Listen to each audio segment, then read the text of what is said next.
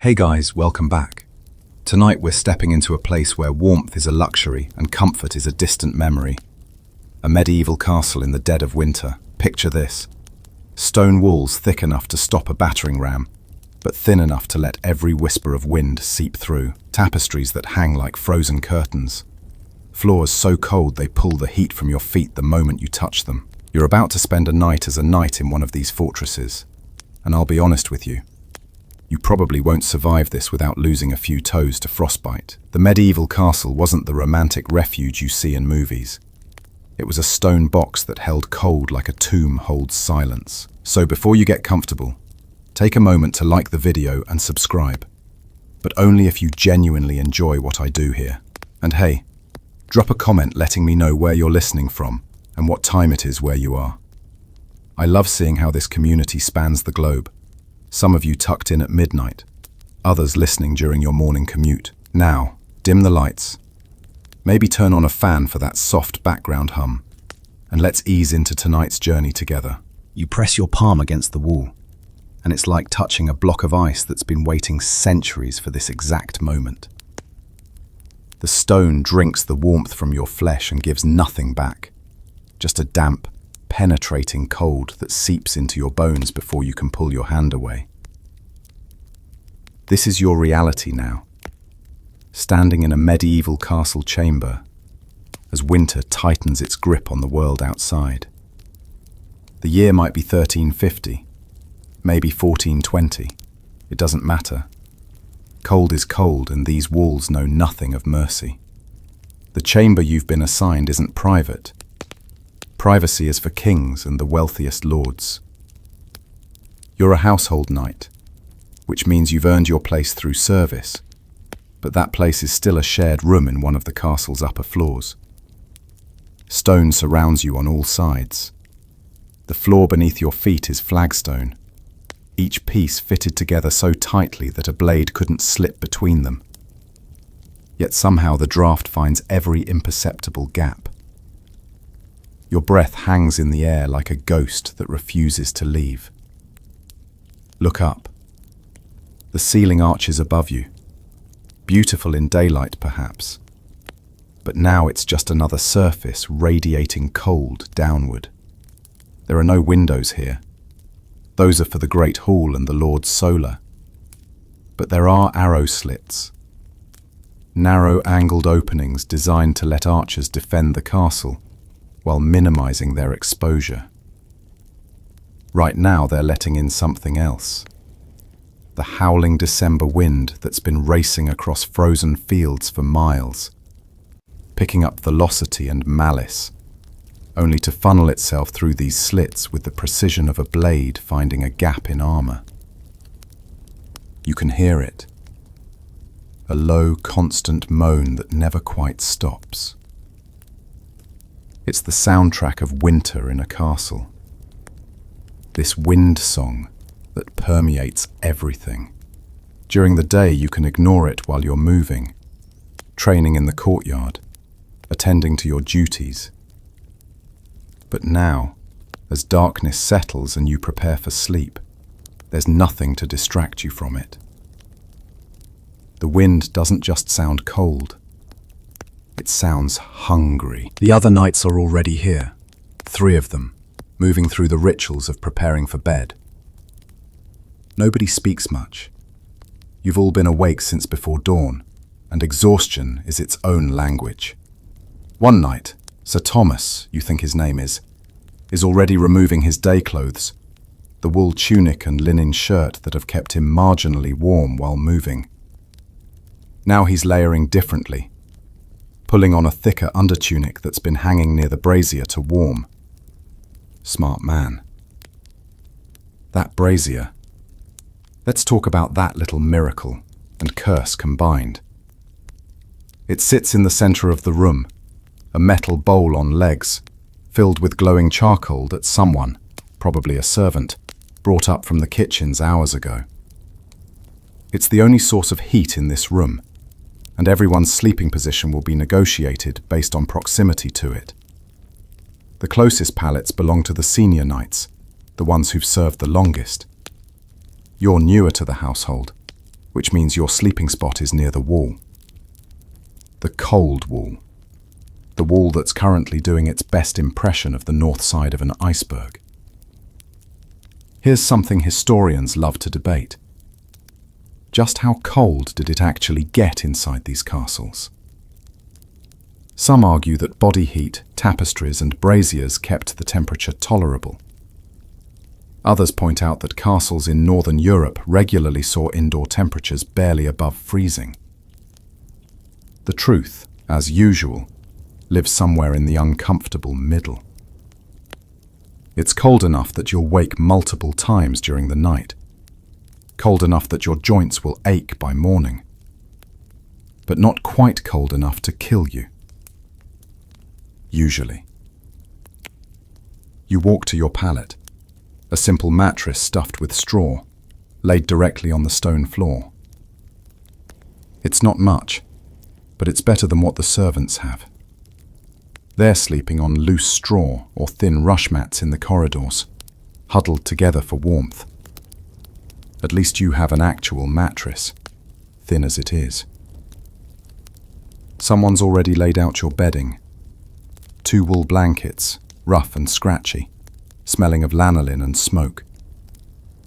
There's also a fur, looks like rabbit or maybe fox, that's seen better days. Patches of the pelt are worn bare, but it'll still trap some heat. The hierarchy of warmth is already evident. Sir Edmund, the Knightmaster, has claimed the pallet closest to the brazier. He's older, maybe 45, which is ancient by medieval standards, especially for a fighting man. His joints probably scream every morning. He's earned his spot. Next to him is Sir William, then Sir Thomas.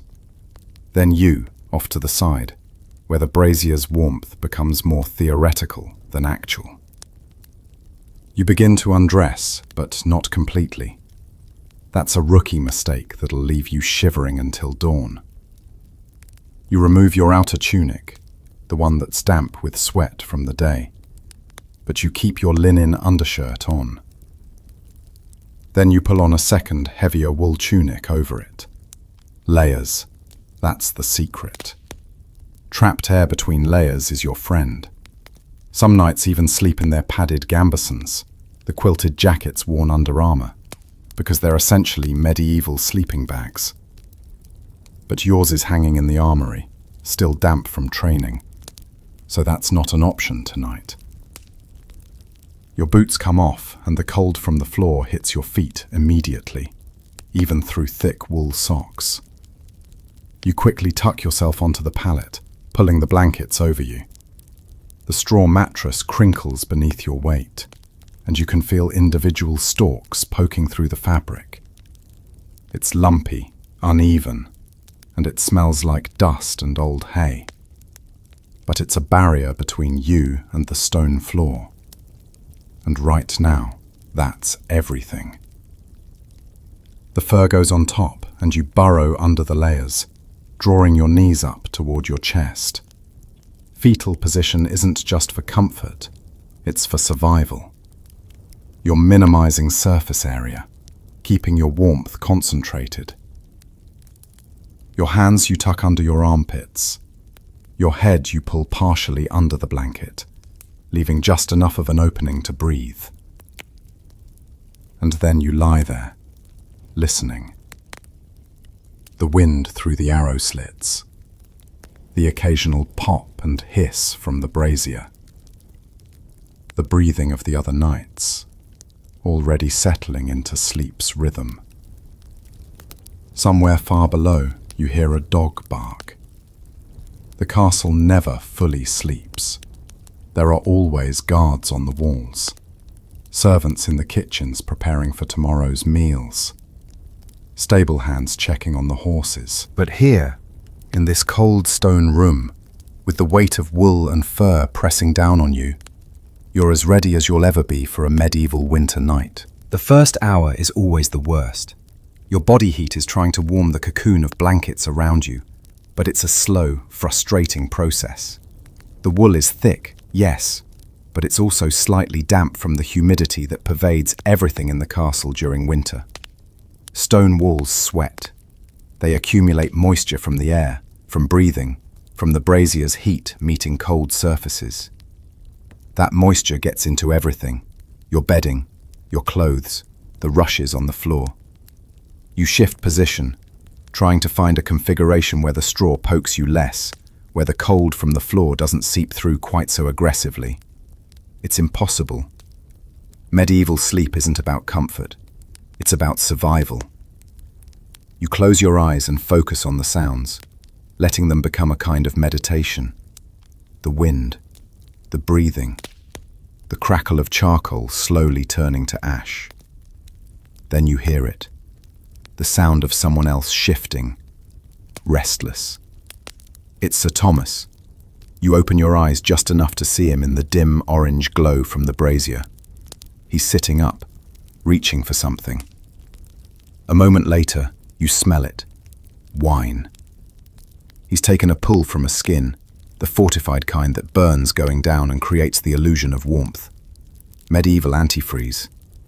He doesn't offer it around, and nobody expects him to. You've all got your own strategies for getting through the night. Some nights swear by a belly full of hot pottage before bed. Thick vegetable stew that sits heavy and warm in your gut for hours. Others prefer bread soaked in warm ale. There's a theory, debated among the learned men of the castle, that hot food before sleep keeps the internal humours balanced against the cold. Whether it's true or just superstition, you're not sure. But you did eat well at supper. Mutton and turnips and dark bread. And there's some small comfort in that memory. The layers you're wearing are a science in themselves. That linen undershirt against your skin isn't just for modesty, it wicks away sweat. Wool against linen creates an insulating layer of air. The blankets on top trap everything. It's the same principle as armor, actually. Layers that work together, each serving a purpose. Your gambeson uses the same logic. Quilted linens stuffed with wool or old fabric, creating pockets of air that absorb the impact of blows. Right now, you're wearing your own kind of armor against cold instead of swords. Here's a quirky historical tidbit. Some wealthy lords actually heated stones in their kitchen's fires and had servants wrap them in cloth and place them in their beds as medieval hot water bottles. Can you imagine? A warm rock tucked at your feet while you drift off. But you're not a lord, and this isn't that kind of night. Your heat source is your own body, and whatever marginal warmth makes it across the room from that dying brazier. You pull the fur tighter around your shoulders. This rabbit pelt, or whatever it is, still has the animal smell in it, mixed with the tanning oils used to preserve it. Not pleasant exactly, but not entirely unpleasant either. It's an honest smell. Organic and real. Everything in this era smells of something. Smoke, animals, sweat, tallow, wool, leather. Modern life will scrub all these scents away, replace them with artificial fragrances and sterile cleanliness. But here, now, you're surrounded by the raw materials of existence. Your feet are the worst. They're the furthest from your core, the hardest to keep warm. You've tucked them up as much as possible, wrapped in those wool socks that are thick enough to stand up on their own. Some knights sleep in their leg wrappings, the long strips of wool they bind around their calves during the day. You've heard of one old knight who sleeps with his feet in a sack stuffed with straw for extra insulation. Desperate times, desperate measures. The darkness in the room is almost complete now. The brazier's glow has dimmed to barely a suggestion of light. Your eyes adjust and you can make out shapes. The vaulted ceiling above, the dark rectangle of the door, the lumpy forms of the other knights in their own blanket cocoons. You're all just trying to make it to dawn. Sleep comes in fragments. You drift for a while, maybe an hour, then wake because your shoulder is pressed against the stone wall, and the cold has penetrated through all your layers to reach bone. You shift, turn to your other side, try to resettle. The straw crinkles.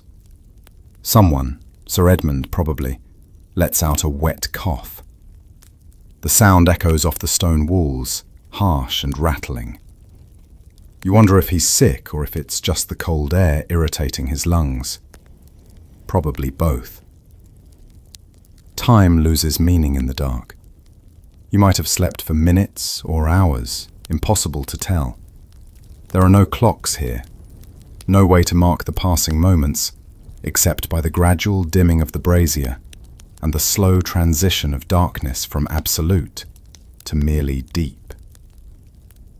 Eventually, you'll see the first grey hint of dawn through the arrow slits, but that's still hours away. You become aware of your body's discomforts one by one. The stiffness in your neck from the wadded-up tunic you're using as a pillow. The ache in your hip from lying on the hard pallet. The persistent chill in your feet despite all your efforts. The dryness in your throat from breathing the smoky, dusty air. Medieval sleep is not restful. It's more like a series of uncomfortable naps, interrupted by cold, pain, and the basic biological needs that won't be ignored. At some point you need to relieve yourself. The chamber pot is across the room, near the door. The thought of leaving your cocoon of hard-won warmth to venture out into the full cold of the room is almost unbearable. But biology is insistent. You wait, hoping the urge will pass, but it doesn't. Finally, there's no choice. You peel back the layers slowly, and the cold rushes in immediately. It's shocking. Your body had achieved something like equilibrium under those blankets, and now it's gone. You swing your legs out, and your sock-covered feet touch the stone floor. Ice. Pure ice. You stand quickly, hunching against the cold, and shuffle across to the chamber pot. The business is done as quickly as possible. Nothing dignified about this, nothing romantic. Just a basic human need met in the least comfortable way possible. Back to the pallet. You dive under the blankets, but now they're cold again, all that accumulated warmth lost. You have to start over, shivering, rubbing your hands together, waiting for your body to reheat your little fabric shelter. It takes forever. Your teeth want to chatter, but you clench your jaw against it. The other knights haven't stirred. Either they're better at ignoring their body's demands, or they're just deeper sleepers. Historians still argue whether medieval people actually slept through the night, or practiced what they call biphasic sleep, sleeping in two separate chunks, with a wakeful period in between. Some evidence suggests people would wake around midnight, spend an hour or two awake, praying, talking, doing light tasks, then return to sleep until dawn. Maybe that's what you should do instead of fighting this fragmented sleep. Maybe you should just accept that uninterrupted rest is a modern luxury. You close your eyes again and focus on breathing slowly, evenly. Each exhale creates a small, warm pocket of air near your face. Each inhale brings in cold, but gradually, your body heat is warming even that. The process of sleep is a negotiation between comfort and survival, and you're learning the medieval art of compromise. The wind outside has picked up. You can hear it more clearly now, a howling that rises and falls like a creature in pain. Snow might be coming, or it's already here, piling up against the castle walls, burying the world under white silence. Inside these stone walls, you're protected from the worst of it, but protected doesn't mean comfortable. You drift again, this time deeper. The exhaustion is finally winning. Sometime in the deepest part of night, you wake to the smell of smoke. Thick, acrid, catching in your throat. For a heart-stopping moment, panic floods through you. Fire in a medieval castle is catastrophe, death, the end of everything. But then your eyes adjust, and you see, it's just the brazier. Someone, Sir Edmund, from the look of his hunched silhouette, has added more charcoal to keep it alive through the night. The fresh coals are smoking as they catch, filling the room with a grey haze that hangs in the still air like fog. This is the bargain you make every winter night. Freeze in fresh air or choke on warmth. There's no in-between, no perfect solution. The brazier provides heat, yes, but it also consumes the air's freshness, replaces it with smoke and the sharp smell of burning charcoal. By morning your throat will feel raw, your eyes will itch, and you'll taste ash in your mouth. But you'll be alive, and you'll be warmer than you would have been without it. Sir Edmund settles back onto his pallet with a groan that sounds like it comes from his very soul. You hear him adjusting his blankets, trying to find comfort that doesn't exist on a straw mattress on a stone floor when you're a middle-aged man with decades of sword fighting behind you. Medieval life is hard on bodies. There's no retirement plan for knights, no pension. You serve until you're too injured or too old to be useful, and then you hope the lord you've served remembers your loyalty and gives you some small living to see you through your final years. The smoke gradually thins as the coals settle into a steady burn. The brazier glows brighter now, casting dancing shadows on the walls. You can see the tapestry that hangs near the door. It depicts a hunting scene, nobles on horseback chasing a stag through a forest. During the day it's almost beautiful. Now, in the uncertain light, it looks ghostly, the figures seeming to move as the shadows shift. Tapestries serve a dual purpose, decoration and insulation. That heavy fabric creates a slight barrier against the cold radiating from the stone.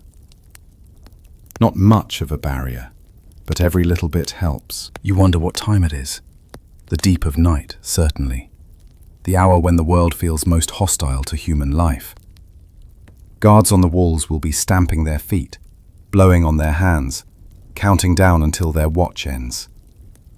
In the great hall below, the massive fireplace will have burned down to coals. Servants might be sleeping on the benches near it, wrapped in whatever they could find, grateful for even that marginal warmth.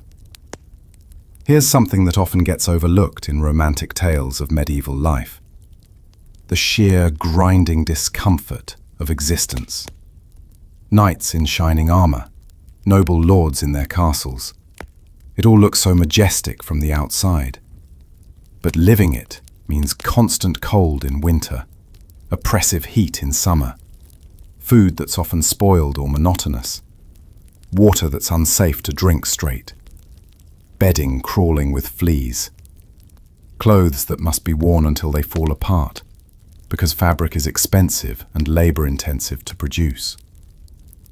Your reality right now is a straw mattress, scratchy wool, and air that smells of smoke and unwashed bodies. But there are small graces. The sound of breathing from your fellow knights is oddly comforting. You're not alone in this. Shared suffering is easier to bear than solitary misery. And there's something almost meditative about the brazier's glow, the way it pulses slightly brighter with each small shift of the coals. Fire is hypnotic. Humans have been staring into flames since the beginning, finding meaning and comfort in their dance.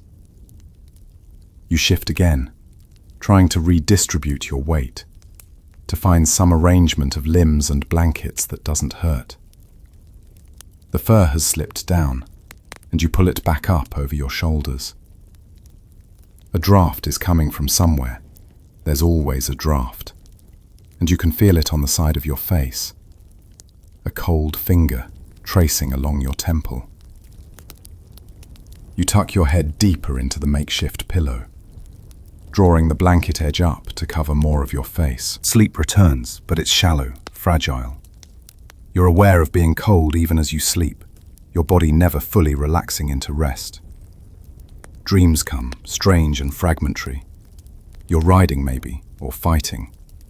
The dreams have the confused logic of the exhausted mind, images bleeding into each other without sense or sequence.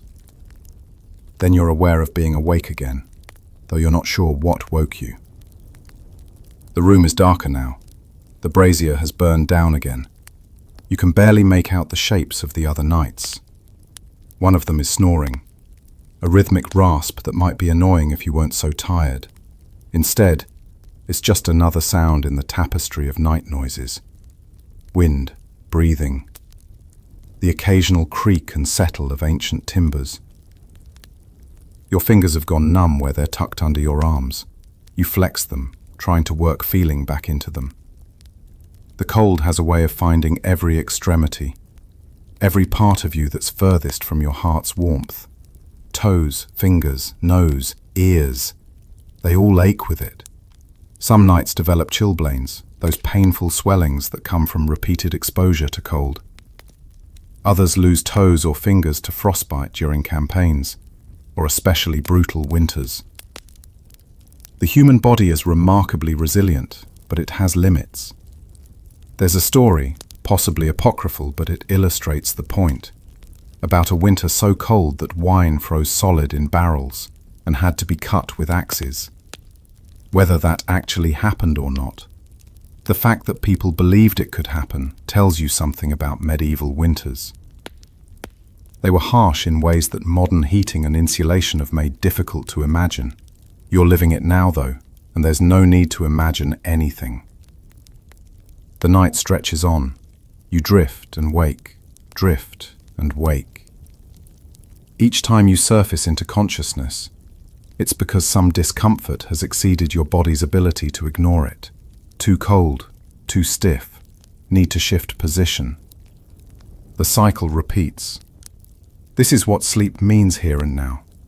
Not the deep, restorative oblivion of 8 uninterrupted hours, but a series of brief escapes from consciousness, punctuated by harsh returns to physical reality. And yet somehow you endure. Your body adjusts in its way. The cold that was shocking at first becomes merely awful, then just barely tolerable. You learn to lie perfectly still because movement disrupts the warm layers you've built up. You learn to breathe shallowly because deep breaths bring more cold air into your lungs. You learn that survival sometimes means simply outlasting the night, hour by hour, until dawn breaks and brings with it the promise of movement, activity, warmth. The brazier hisses softly as moisture in the charcoal turns to steam.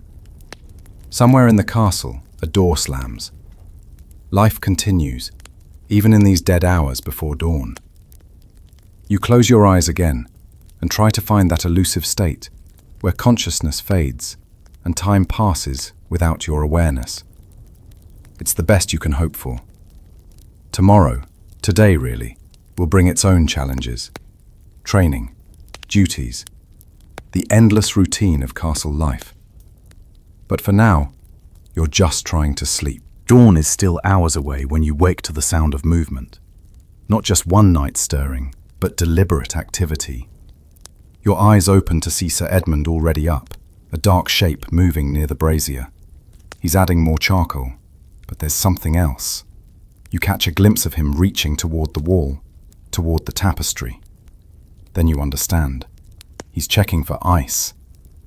In the coldest part of night, moisture from breath and the brazier can freeze on the walls, on the tapestries, even on the ceiling. This is the hierarchy of warmth made visible. Sir Edmund, with his prime sleeping spot, is the one responsible for maintaining the brazier. It's a privilege that comes with duty. He gets the warmest position, but he must also be the one who tends the fire, who wakes when it burns too low, who ensures that everyone survives the night. It's a feudal microcosm. Rank brings benefits, but also responsibility. He settles back down without a word, and you realize this happens every night. The senior knight wakes, tends the fire, returns to sleep. It's a rotation you'll eventually join when you've served longer, earned your place closer to that life-sustaining brazier. For now, you're still the newest, still earning your position in this small society of fighting men, bound together by service and survival. You've learned something crucial about castle hierarchy. Status determines not just where you sleep, but whether you sleep. The lord and lady have their solar, a private chamber, possibly with its own fireplace, certainly with better bedding and more furs. Their bed would be a four-poster, massive and curtained, creating a room within a room. Those heavy fabric curtains aren't just for privacy. They trap body heat, creating a microclimate warm enough to actually sleep comfortably. The bed curtains can be drawn completely closed, sealing the occupants in a cocoon of relative warmth, while servants might be sleeping in the same chamber, ready to attend to any need that might arise in the night. Historians still argue whether these elaborate bed arrangements were primarily about warmth or privacy. The answer is probably both, but in winter, warmth would have been paramount. A curtained bed with the fabric fully drawn could be 10 or even 15 degrees warmer than the surrounding room. That's the difference between miserable sleep and actual rest. Meanwhile, down in the Great Hall, lesser servants are sleeping on benches, or even on the rushes covering the floor, huddled together like puppies for shared warmth. The cooks might have the best deal, sleeping near the kitchen fires, where at least the residual heat from the day's cooking keeps the worst of the cold at bay. The stable hands sleep with the horses, benefiting from the animals' body heat. Everyone has figured out some strategy, some angle to improve their odds. Your position, as a household knight, is middling, better than the servants, worse than the nobles. It's the medieval way. Everything sorted into layers, everyone knowing their place.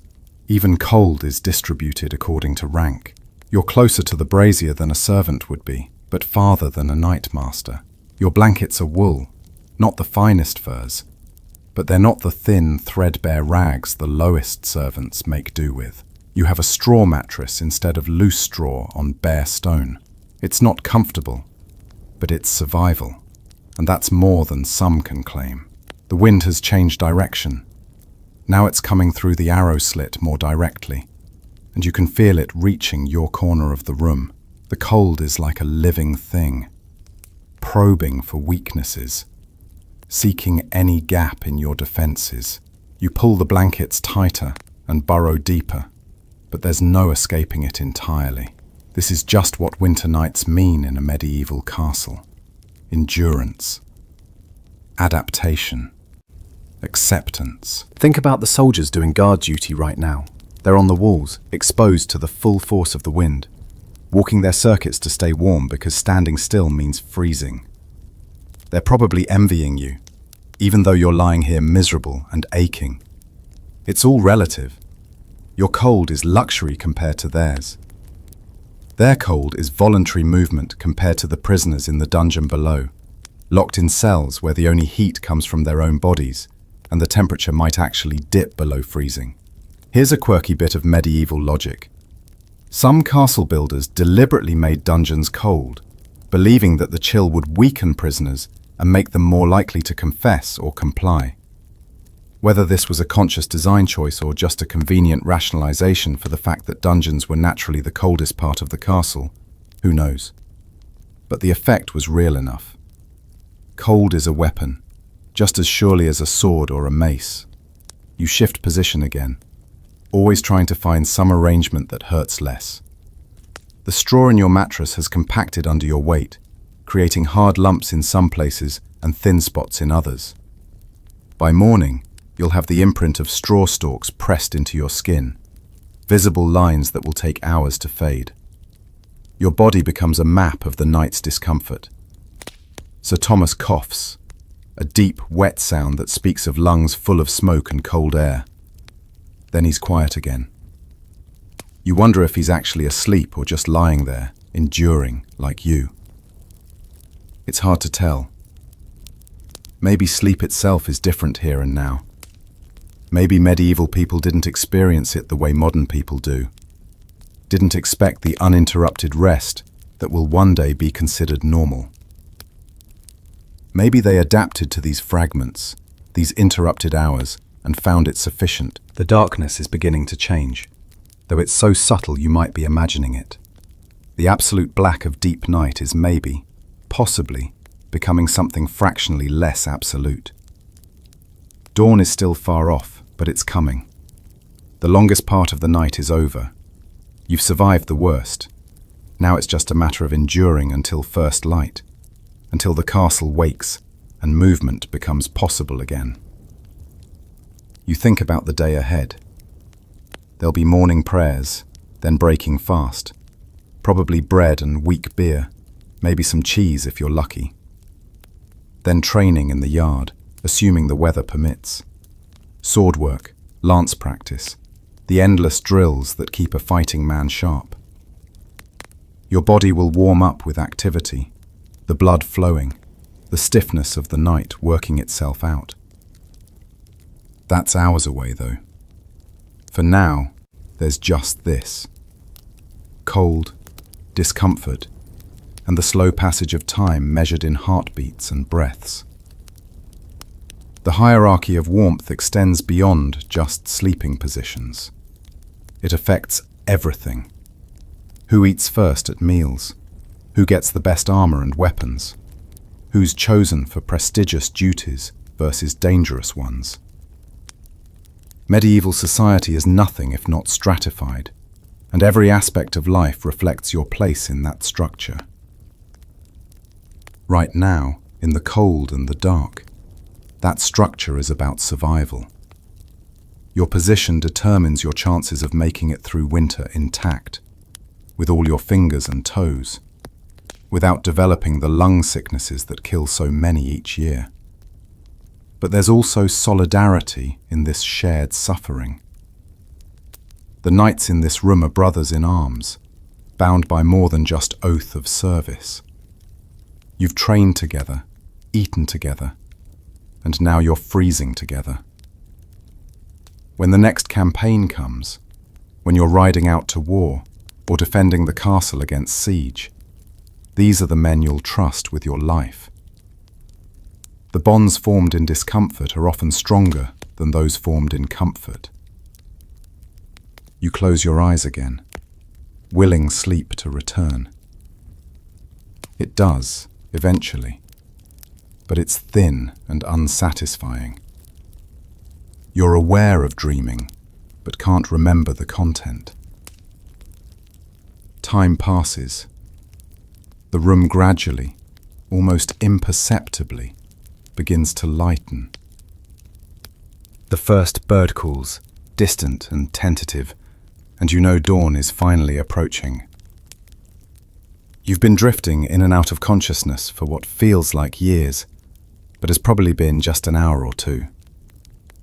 Your body is stiff, aching in ways that seem almost impossible.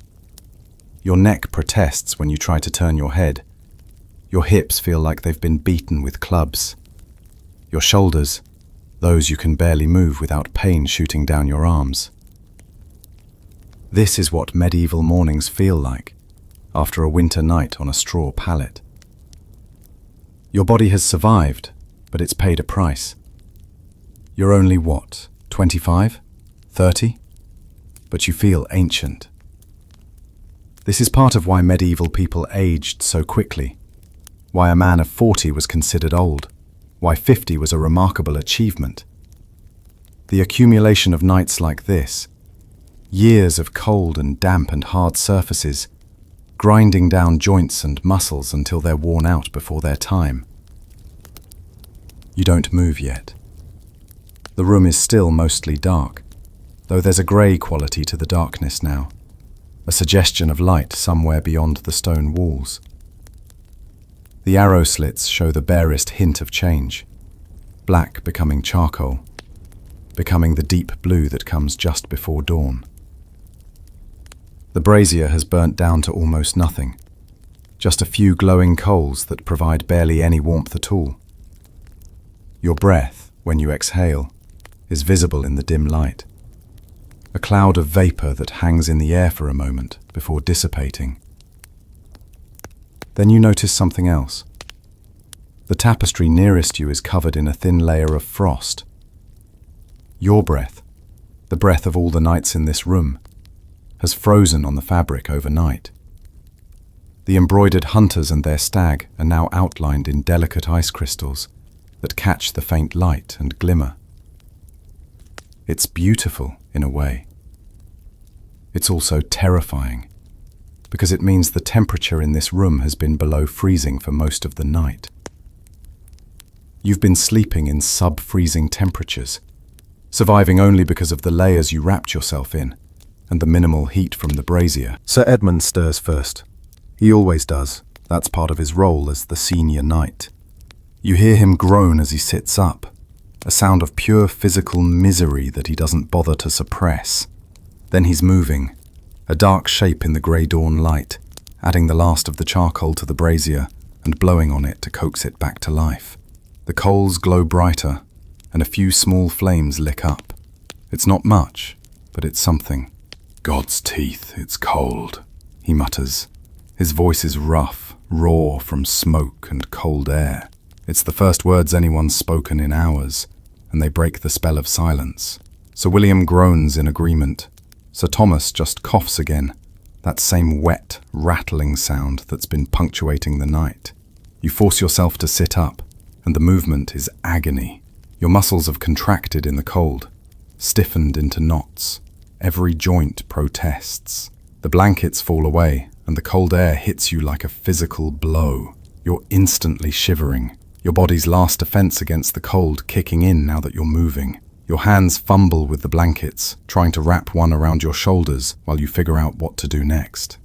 The room is emerging from darkness now. You can see details.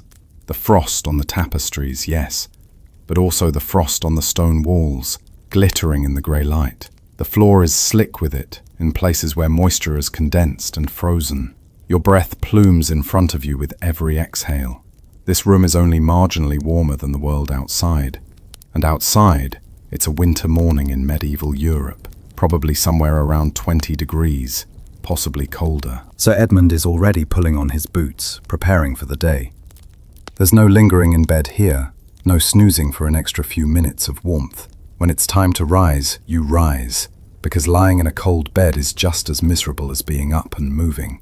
At least when you're moving, your body generates heat. He wraps his cloak around himself and heads for the door, probably going to relieve himself and then to morning prayers. The door opens, admitting a blast of even colder air from the corridor, and then closes behind him. You need to move. That's the only way through this. You swing your legs off the pallet, and your feet touch the stone floor. Even through your wool socks, it's like stepping onto ice. You stand quickly, pulling the blanket-turned cloak tighter around your shoulders, and shuffle toward where your day clothes are hanging. Your boots first. Getting your feet covered is priority. The leather is stiff with cold, and it takes effort to work your feet into them. But once they're on, laced up, there's at least a barrier between you and the stone. Your outer tunic is next, the one you took off last night. It's cold, stiff, but dry at least. You pull it on over the layers you slept in. More layers. Always more layers. Your cloak goes over everything. The thick wool that's heavy enough to stop some wind, to trap some heat. You fasten it with the bronze clasp at your shoulder, and suddenly you're starting to feel almost human again. Not warm, that's still a distant dream, but functional. The other knights are going through similar rituals. Nobody speaks.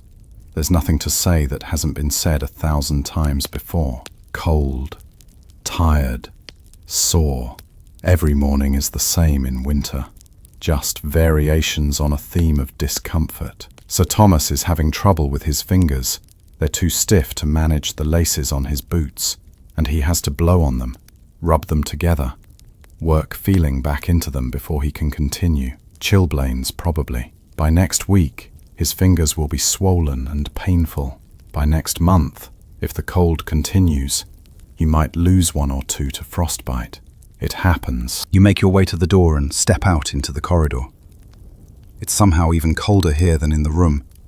No brazier, no body heat, just stone walls and cold air. The corridor is dim, lit only by the grey light filtering in from somewhere far away.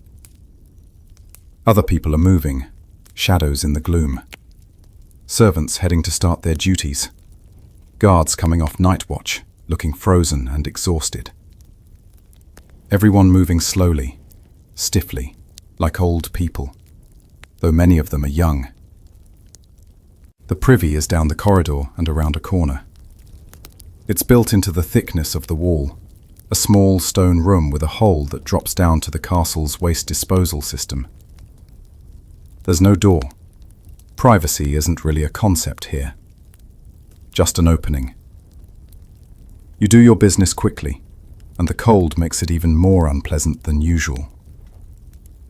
Some castles have slightly better arrangements. The latrine might have a wooden seat, maybe even a small shelf for a candle.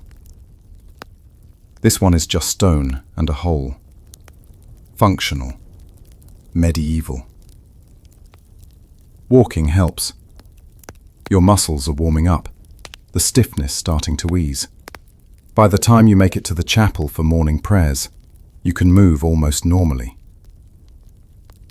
The chapel is small, barely large enough for the household, and it's not much warmer than anywhere else, despite the candles burning on the altar.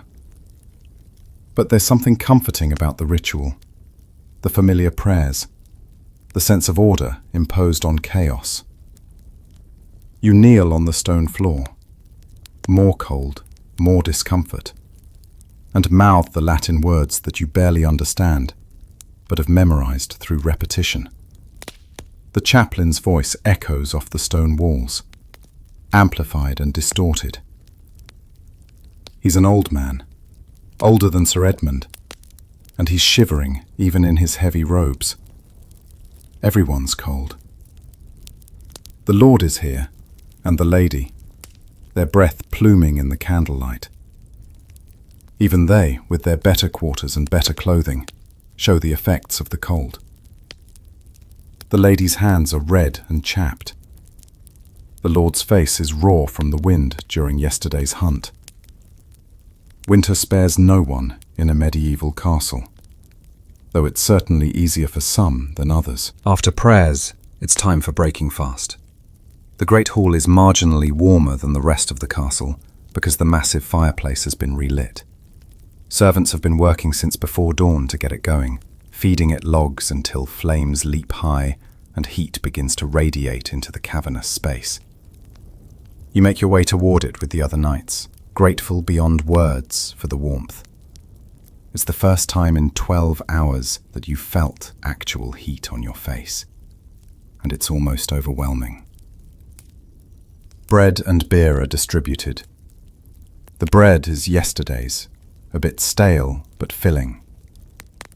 The beer is weak and slightly sour, but it's wet. And it's not water that might make you sick. You eat standing near the fire, letting the heat soak into you, feeling your body finally starting to thaw. Your fingers tingle painfully as feeling returns. Your toes ache inside your boots. These are good signs. Pain means the blood is flowing again, means there's no permanent damage. The hall gradually fills with people as the castle wakes up. Servants, guards, the household staff, all gathering near the fire, eating their morning ration, preparing for the day's work. There's a strange camaraderie in these moments, everyone united by cold and the relief of warmth. Rank still matters, of course. The lord and lady sit at the high table, closer to the fire's best heat. But even the lowest servant gets to warm themselves, gets their share of bread and beer. You look around at these people, tired, cold, wearing the marks of a hard night on their faces. This is medieval life stripped of all romance. No songs about this, no tales of glory. Just survival, day by day, night by night. waiting for winter to end and spring to bring some measure of relief. And yet, they endure. They all endure. Because what choice is there? This is life. This is what it means to exist in the 14th or 15th century in a castle in northern Europe. You make it through each night. You warm yourself each morning. And you do it all again when darkness falls. The fire crackles and pops, sending sparks up toward the blackened ceiling. Outside the narrow windows, you can see the sky brightening, still grey, still threatening more snow, but lighter now. Dawn has fully arrived. The night is over. You've survived another one. The warmth from the fire is seeping deeper now, reaching past your skin, past your muscles, into your very bones, where the cold had settled. You take another piece of bread, chew it slowly, and feel the simple pleasure of food in your belly and heat on your face. The conversations around you are quiet, murmured. Nobody has much energy yet. Everyone's still recovering from the night. But there's a peacefulness to this moment, a collective relief that you all made it through. You think about the night ahead, the one that will come when this day ends. Another straw pallet, another struggle with cold and discomfort, another test of endurance. But that's hours away still. Right now, there's warmth, there's bread, there's the company of others who understand, without words, exactly what you've been through. The fire burns steady and bright, and you stay close to it, letting the heat work its magic, letting your body remember what warmth feels like. Outside, the winter world is frozen and harsh. Inside these stone walls, it's only marginally better, but you're here, you're alive. You made it through the coldest part of the night, through the hours when cold felt like it might win, and you're standing here in the grey morning light, warming yourself by the fire. That's what survival looks like in a medieval castle. Not glory, not romance, not the stuff of songs and stories. Just this: cold nights endured, morning warmth gratefully received, and the quiet knowledge that you'll do it all again when darkness returns. Because that's what life requires: endurance, adaptation, the will to keep going even when comfort seems like a distant memory. The fire crackles softly, your breathing slows, the warmth surrounds you like a gentle embrace, and for this moment, everything is bearable. The day stretches ahead with its duties and demands, but for now, there's just this peaceful morning, this shared warmth, this simple relief of having survived another night. Rest easy now. You've earned it.